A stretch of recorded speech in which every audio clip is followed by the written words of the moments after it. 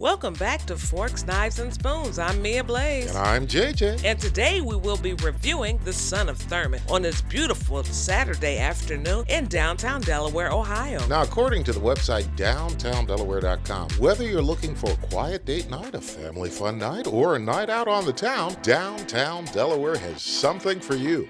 Come and explore all our vibrant, thriving city has to offer, they say. Now, The Son of Thurman has two locations, one in Delaware, Ohio, which is where we went, and the other one is Galena, Ohio. Now, their hours for both Delaware and Galena are Monday through Friday, 11 a.m. to 9 p.m., Fridays and Saturdays, 11 a.m. to 10 p.m., and lastly, Sunday, 11 a.m. to 8 p.m. Now, a little bit about the Son of Thurman. Most people do know about Thurman Cafe, which is located in German Village. It's a nationally known destination for their giant eats, the Thurminator. You gotta love the Thurminator. However, the Son of Thurman does have the same menu. I think they're almost exactly the same. Same aesthetics, not quite as cozy as the Thurman Cafe in German Village, but they do have the similar same atmosphere. Now, the Son of Thurman is owned by the fourth generations of the family. The grandchildren of the founder brought their eats to downtown Delaware. Now, before we move on, let me remind you of our rating system where forks are good,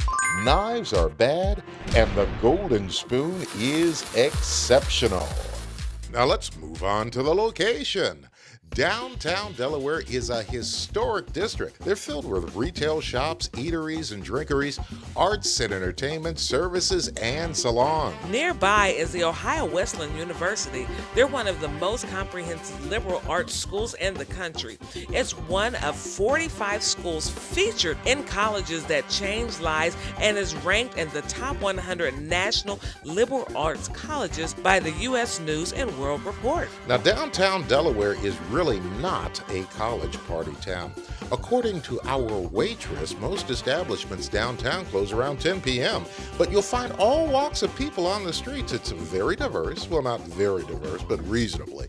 Now, it does have a small town feel out there, and that small town feel lasts for several blocks and around the corners. Some shops are closed and not yet opened up. I imagine closed down due to the pandemic, but other than that, it really does have that small town look. Now, in the parking was not that great. They do have some small lots for parking here and there scattered about, but you can park on the streets. Now, the streets are metered too, so just pay attention. Depending upon the day, you may have to pay. Also, we found some information on Main Street Delaware, which is a website, and they talk about First Fridays. Now, on First Fridays, they'll close down the whole main street, and they'll have retailers and whatnot out there where people move in between the shops and see the different vendors. They have a shuttle running every 15 minutes from 6 p.m. to 9 p.m. on First Friday. It takes you from a parking lot outside of downtown and brings you into where the action is. And the best thing about it is it's free. The interior, the bar was right there at the main entrance. They have seating area adjacent to that. They also have the patio, which is facing the main street. It's eclectic, a little funky, but hey, they do what they gotta do. They also have a lot of high school and youth sports teams, probably ones that they sponsor throughout the year. Very local and very friendly, almost tavern-like. I definitely think we should rate that a fork. Okay, a fork on the interior as we move on to the drinks. Now, on drinks, I had a Bacardi and Diet Coke. How can you mess that up? That was a fork. I'll go on that as Mia had the Tito's on the rocks. How do you rate that Tito's on the rocks, Mia? That's a fork. How else can you rate it? It's Tito's Rocks with a twist of lime. Can't mess it up. And then you had the Electric Blue Margarita. Now, that was their house-made margarita with 1800 silver tequila and blue Caracas, and that's what makes it blue and electric, and that definitely gets a fork as well. All right, fork on all the drinks as we move on to appetizers. Now, we did want the jalapeno bottle caps, but they were out of those, so our second choice were the Thurman fried pickle chips, and you know, those are exactly what the name says, but the batter was ordinary, they were greasy, the chips were thin, and that really added to the greasiness. It was just a basket of grease, it seemed like. We didn't even finish it. That gets the knife. Moving on to the entrees. On to the entrees. And I had the classic Reuben, and this is how they describe this thing. We make a great one. A ton of corned beef, sauerkraut, Thousand Island, and Swiss grilled on rye. Now, the truth of the matter is, there's not a ton of beef.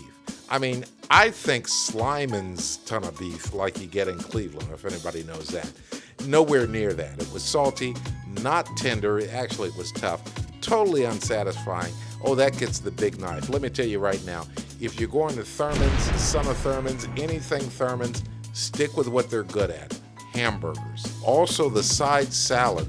Not bagged, it was actually good. Heaping amount of cheddar, segmented onions, tomatoes, croutons, iceberg, and maybe some romaine, I'm not sure.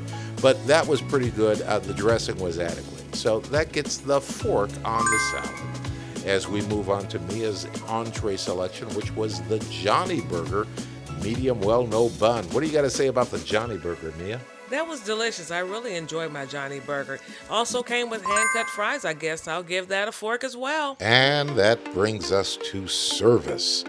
Now, I thought the service was pretty good. I don't remember the young lady's name, but she seemed to do an adequate job.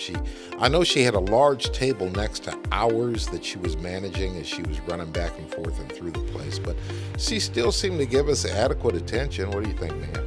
She definitely did, with a party of 20 right next to us, and then a few other tables scattered throughout the restaurant.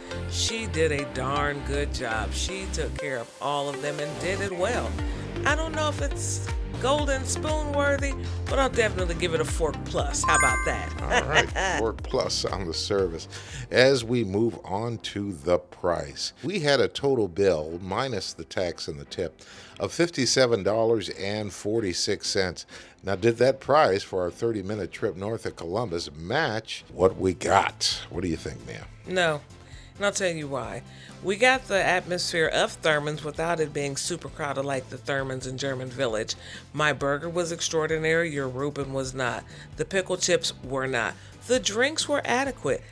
The service was good, but for what we paid, I just don't think it met the mark at all.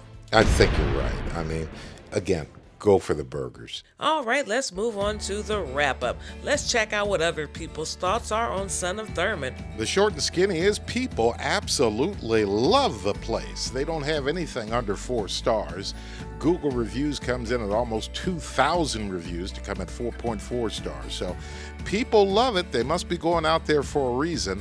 Maybe we just had a bad night on that Reuben sandwich, so go for the burgers. Now let's review those scores, where we had 9 forks, 3 knives, and 0 spoons. And on the knives, well, the pickle chips, they were greasy. The classic Reuben didn't cut it.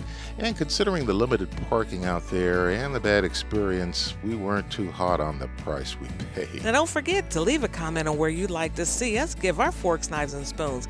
Love to see those likes on the video, subscribe, and share. Until next time here at Forks, Knives, and Spoons, yum!